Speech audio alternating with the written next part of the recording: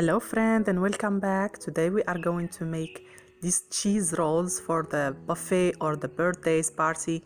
I hope you like them.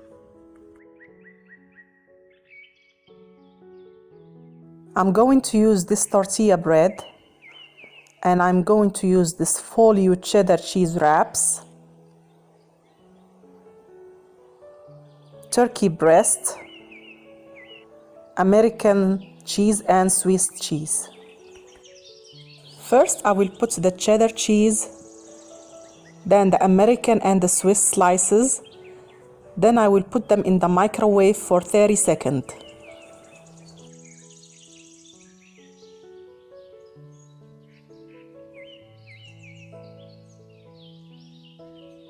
After 30 seconds, I will put my turkey breast and try to fold them like this very fast since the cheese is melted, and keep holding them for like 1 minute.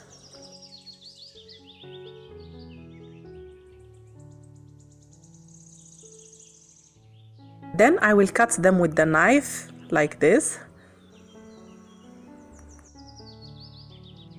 And this is how they look like. I really advise you to try these rolls.